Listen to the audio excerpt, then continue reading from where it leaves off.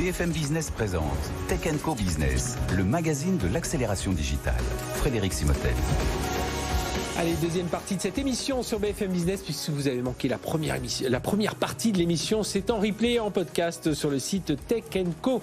On va parler data, on va parler IA, mais surtout on va parler des ingénieurs logiciels, on va parler cyber aussi avec, ce sont tous ces métiers qui sont en tension. C'est notre, vous savez, notre partenariat avec la société Optimis. Optimis, vous savez, c'est cette place de marché qui met en contact, mais voilà, des ingénieurs, des développeurs, des sociétés de services qui cherchent, des contrats, et de l'autre des donneurs d'ordre qui eux cherchent justement tous ces métiers du développement. Et c'est combien de personnes aujourd'hui, enfin combien de contacts sur Optimis? Alors sur Optimis aujourd'hui c'est plus de 6000 ESN inscrites. Oui.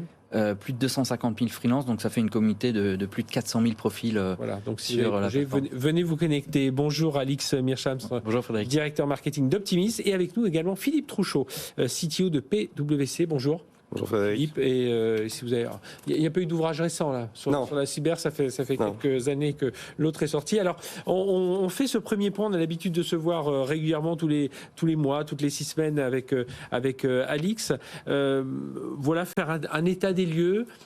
Il y a une baisse un petit peu, ça baisse un peu en tension. On va voir les causes, mais il y a des métiers qui restent toujours en tension. Tout à fait. On l'a dit le mois dernier, je pense, et depuis le début de l'année d'ailleurs, on craignait une baisse des demandes sur l'année 2023 et les confirmer. Là, on est au premier semestre.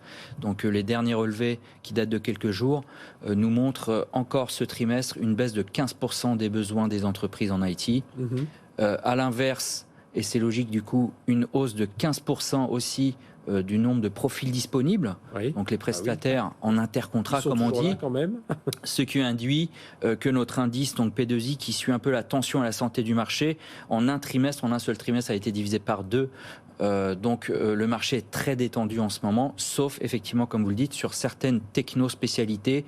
Les tendances, on les connaît, la data, la cyber, l'intelligence artificielle. Et juste pour savoir, la baisse, c'est quoi? C'est sur les développeurs, c'est du Java? Alors effectivement, c'est assez rare d'ailleurs sur la techno Java. Oui. On en parle très régulièrement, qui est souvent en top 3 des technos demandés. Une très grosse baisse, 25% en un seul trimestre sur les applis web.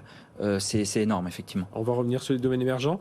Philippe, ça vous surprend, là, ces chiffres là, ce que vous vivez au quotidien avec PwC? Non, je pense que ça se corrèle très bien aussi avec la baisse du turnover qu'on voit à peu près partout en Europe sur ces métiers-là. C'est 10-12% de baisse du turnover. Et les États-Unis qui aspirent nettement moins de ressources. Aux États-Unis, PwC, on a des milliers de personnes qui travaillent dans la tech. À date, l'année dernière, on avait 25% de turnover. Là, on est rendu à 2 en fait, parce qu'il y a tout ce reflux des grands de la technologie sur le marché de l'emploi. Donc on a vu les Facebook qui... Pour autant, je ne pense pas que ça indique une baisse réelle des investissements dans la technologie. Ça reste la première priorité de toutes les entreprises. C'est juste que la tension baisse. Il y a une tension qui baisse et finalement, passer de 25% de turnover à 12 ou 14%, c'est probablement plus raisonnable pour tout le monde en fait. Alors on voit de l'autre côté les domaines qui émergent, évidemment, sans surprise, la data, l'intelligence artificielle, ce qu'on appelle, ce que chez Optimis vous appelez les software engineers, donc tout ce qui est les architectes, c'est un peu effectivement, côté fonction, il y a quasiment qu'une seule fonction qui est en hausse au niveau des demandes des entreprises, c'est la fonction donc software engineer, donc ingénieur logiciel. Après, c'est assez vaste. Il faut se dire qu'elle est forcément liée à une spécialité ou à des technologies. Donc, dans ce cas précis, effectivement, à la data, l'IA, donc les modèles de fondation pré-entraînés pour créer de l'automatisation, etc., et la cybersécurité. Et on commence à voir là tous ces ingénieurs prompt, là, il y a des demandes de ce côté-là? Alors oui, justement, ça en fait partie. Donc l'ingénieur prompt, effectivement, c'est celui qui va analyser la data pour en créer en fait des modèles pré-entraînés, on dit donc des modèles de fondation, pour créer effectivement de l'automatisation, du machine learning, etc. Philippe, c'est ce que cherchent les entreprises aujourd'hui, c'est beaucoup plus d'automatisation. Oui, très clairement. L'IA, des prompt engineers, et puis, je vous apprends rien, mais l'IA, ça ne peut pas fonctionner sans la data, en fait. Donc voilà, ça, et je confirme effectivement que la tension reste vive sur les profils cyber. Toutes les études le montrent. En France, c'est 15 000 ingénieurs qui manquent chaque année sur le marché, rien qu'en cyber. Et est-ce que l'IA, justement, cette IA générative là que l'on voit arriver, est-ce qu'elle pourrait changer, parce que ces profils, alors on sait, je sais plus combien il y avait de métiers possibles dans la cyber. Il y en a mais je crois que c'est une cinquantaine, entre les très pointus et ceux qui sont plus dans l'organisation, voire dans le social, parce qu'il y a ça aussi. Est-ce que le fait qu'on ait cette IA générative beaucoup plus accessible quelque part, ça pourrait permettre de faire baisser un peu la tension sur ces métiers cyber, Philippe? Donc, indiscutablement, on va avoir beaucoup de gains de productivité dans la cybersécurité. Donc ça aura un effet sur la tension. Je pense que ce que ça va aussi considérablement améliorer, c'est les temps de réaction. On le sait tous, on réagit encore trop lentement et on a du mal à avoir du discernement dans ces grandes masses de données. Maintenant, je pense qu'il y a des choses plus fondamentales à gérer dans les filières cyber, comme la féminisation, en fait. C'est une évidence, mais je pense que c'est aussi très bénéfique pour la filière cyber parce que les comportements féminins sont différents, en fait. Donc les hommes sont plutôt des warriors, très friands de la nouvelle technologie qui vient de sortir, alors que les femmes sont plus pédagogues et arrivent mieux à centrer le discours sur les risques. Et je suis d'accord avec ça et je confirme que on n'est pas dans l'image. Voilà, je me souviens d'un RSSI avec qui j'en ai discuté récemment, qui m'a dit exactement ça. Il me dit le fait d'avoir réussi à intégrer une femme dans l'équipe cyber, il dit ça a changé pas mal de choses justement sur cette vision des choses. Tiens, mais ce serait intéressant de regarder ça avec Optimis, les profils de... Absolument, c'est une idée pour faire évoluer notre baromètre. Et alors autour de ces métiers cyber, là, ça fait partie de toute cette famille en tension. Alors effectivement, la cyber, mais depuis toujours. Oui. Alors le problème, c'est qu'effectivement, l'intelligence artificielle vient bouleverser aussi les risques.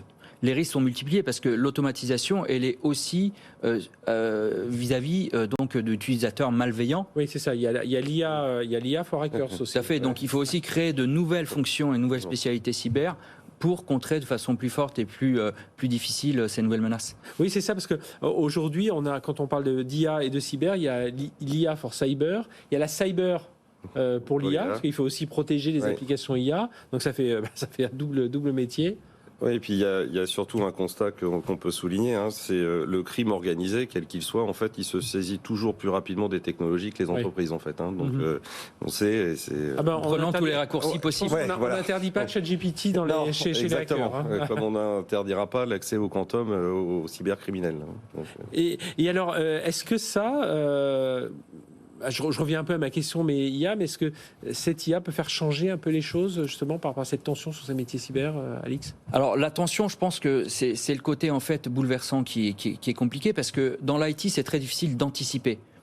On a un côté très disruptif, en fait, dans cette IA, qu'on pensait au départ être une tendance, mais ce qu'on constate, c'est que c'est assez généralisé au niveau de toutes les entreprises, parce qu'il y a un véritable atout, c'est automatiser les tâches, créer du machine learning, faciliter les tâches. L'accélération. Il y a une accélération très très forte. Donc effectivement, ça crée d'emblée une pénurie très forte sur des spécialités qui en réalité n'existaient pas encore aujourd'hui. Et aujourd'hui, il va falloir apprendre aussi, et c'est ce sur quoi travaille PwC, à accompagner les entreprises, mais aussi à bien définir les besoins. Parce que parfois, on a des entreprises qui, en cyber, elles ne savent pas trop, elles ont besoin d'un RSSI, mais finalement, est-ce qu'on n'aurait pas besoin juste d'un analyste ou un social engineer, Je pense avec un phénomène qui est très marqué avec l'IA, c'est que l'adoption est déjà là, en fait. Donc en réalité, comme on coupe pas les fûts, les gens l'utilisent déjà, en fait, quand ils ont à traiter des grandes masses de données. Je pense que l'IA, ça nous donne particulièrement en France une opportunité qui est exceptionnelle. C'est que là, j'ai parlé des chiffres de la cyber, 15 000 ingénieurs qui manquent. On sait que si on prend tous les ingénieurs, il en manque 200 000 par an, en fait.